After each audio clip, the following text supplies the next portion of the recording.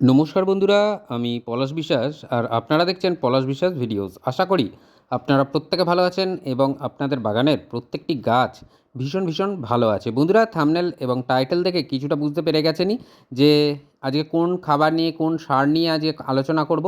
হ্যাঁ, এনপিকে 12-61-0 এবং তার সাথে কিছু উপাদান আমরা মিশিয়ে দেবো, কিছু সার আমরা মিশিয়ে দেবো বর্ষাকালে।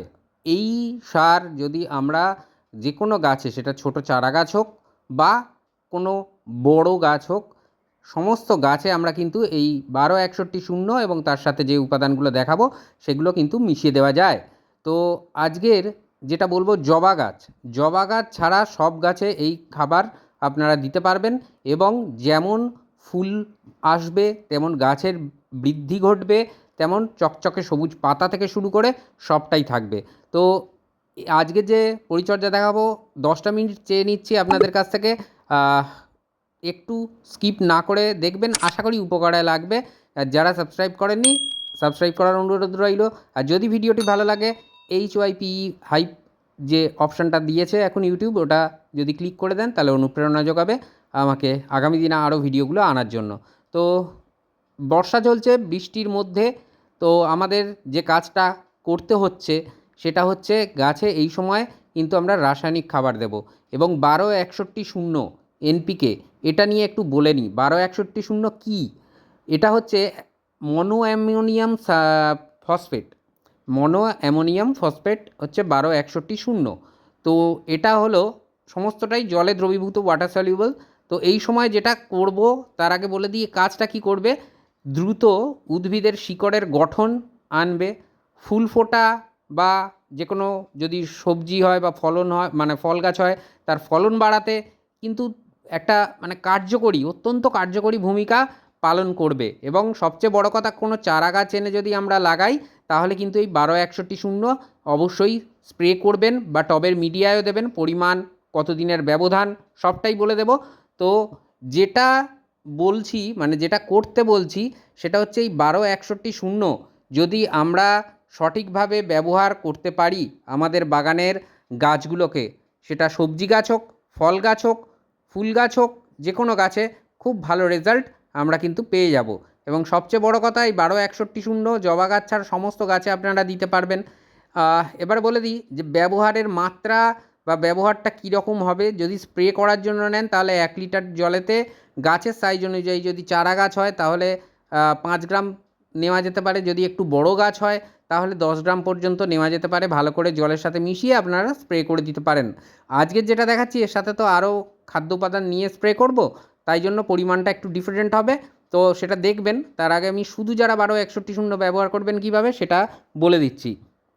আর যদি মাটিতে দেন বা গোড়ায় দেন, এই বর্ষাকালে আমরা মাটিতেই প্রয়োগ করব।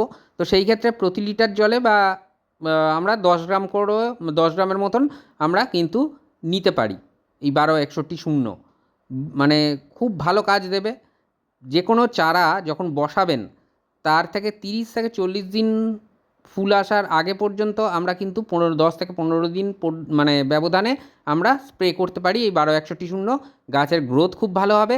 আর ইনডোর প্ল্যান্ট বা সেমি ইনডোর প্ল্যান্ট, এই সমস্ত গাছে কিন্তু খুব ভালো কাজ দেয়। যেমন ধরুন কয়েকটা উদাহরণস্বরূপ বলি, যেমন 12-61-0 যদি আপনাদের কাছে থাকে স্নেক প্ল্যান্ট, সেটাতে স্প্রে করতে পারেন 15 দিন ছাড়া, খুব ভালো কাজ দেবে। অ্যাগ্লোনিমা খুব ভালো কাজ দেবে। এছাড়া আরও যে সমস্ত ইনডোর প্ল্যান্ট আছে প্রচুর, সেই সমস্ত রাবার প্ল্যান্ট, এরিকা পাম, এগুলোই কিন্তু আপনারা এই 12-61-0 ব্যবহার করতে পারেন। ভীষণ ভালো কাজ হবে। যদি চান পাতায় স্প্রে করতে পারেন ফলিয়া স্প্রে, যদি চান টবের মিডিয়ায় দিতে পারেন।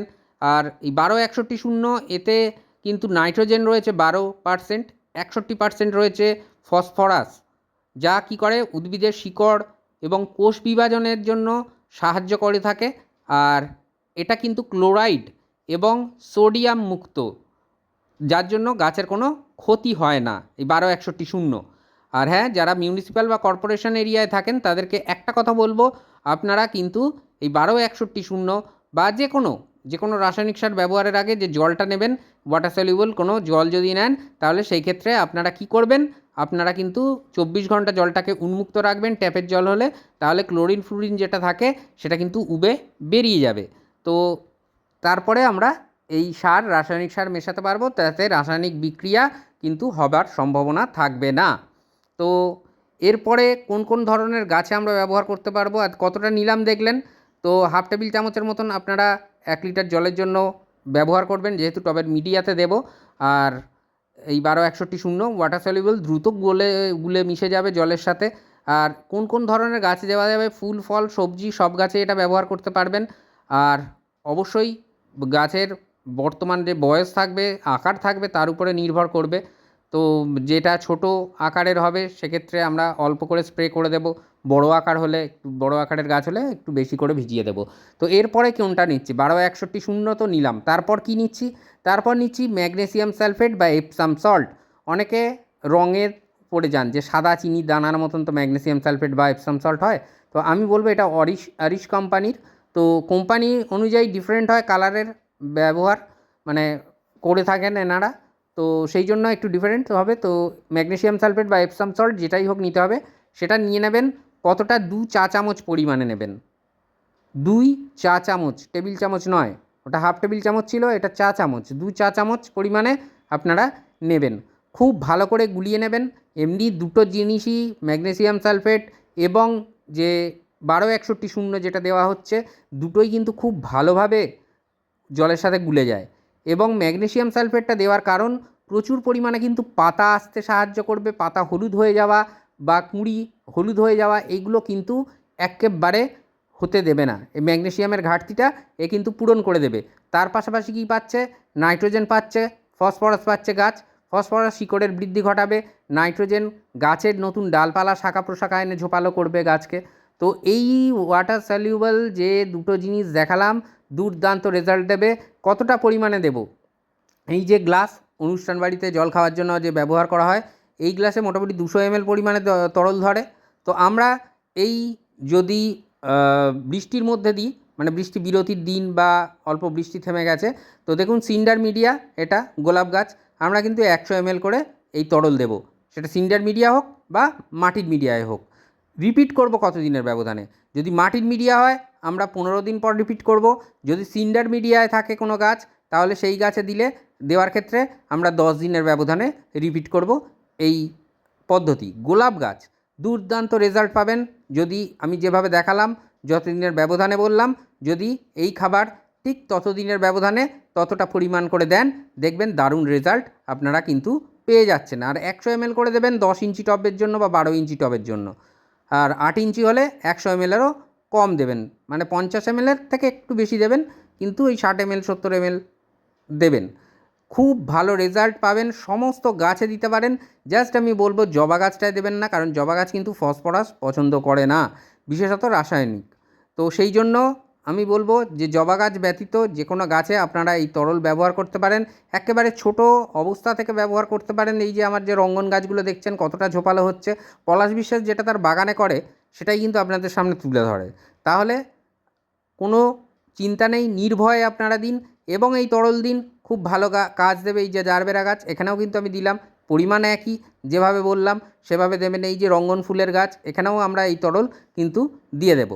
খুব ভালো রেজাল্ট আমরা কিন্তু পেয়ে যাব। বাগান বিলাস বোগেনভিলিয়া গাছ নিয়ে অনেকে বলছেন যে পলাশ একটা ভিডিও দাও, অবশ্যই আসবে ভিডিও।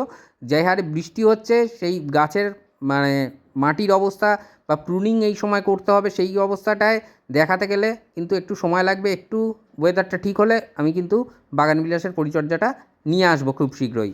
যদিও এই যে গোলাপটা দেখছেন, এটা আমার শীতের সময়ের মানে প্রারম্ভিক আর কি মুহূর্ত গত বছরের। তো এরকমভাবে প্রচুর পরিমাণে ফুল আপনি কিন্তু পেয়ে যাবেন এই 12-61 যদি ব্যবহার করেন। যে কোনো চারা গাছ, আগামী দিনে শীতকাল আসছে, শীতকালের যে চারা রোপণ হবে সেই ছোটো ছোটো চারা গাছেও কিন্তু আপনি এই 12-61 ব্যবহার করবেন, দ্রুততার সাথে গাছ বৃদ্ধি পাবে এবং ঝোপালো হবে। তো আজকের যেটা দেখালাম বা বললাম, সেই মতো যদি পরিচর্যা করেন, আপনাদের সমস্ত গাছগুলো খুব ভালো রেজাল্ট পাবেন। বিশেষত এই বর্ষাকালে আরও আবহাওয়ার পাশাপাশি আমরা সবাই জানি বর্ষাকালে গাছের গ্রোথ হয়। তো সেই ক্ষেত্রে এই খাবার যদি আমরা দিতে পারি, তাহলে এই গাছের গ্রোথ দ্বিগুণ মাত্রায় বৃদ্ধি পাবে। তো আমি যেভাবে বলছি সেইভাবে কেয়ার করুন, আশা করি কোনো সমস্যা আপনাদের হবে না। আর মন থাক চিরসবুজ, পৃথিবী হোক সবুজময়, এই বলে আজকে এখানেই সমাপ্ত করছি। আবার আসছি আগামীকাল ঠিক সন্ধ্যে 6টায়। নতুন কোনো গাছের পরিচর্যা বিষয়ক ভিডিও নিয়ে। ততক্ষণ সকলে সুস্থ থাকুন, ভালো থাকুন, প্রচুর পরিমাণে গাছ লাগানোর পাশাপাশি অবশ্যই দেখতে থাকুন পলাশ বিশ্বাস ভিডিওস। হ্যাপি গার্ডেনিং বন্ধুরা, খুব ভালো থাকবেন সকলে। নমস্কার।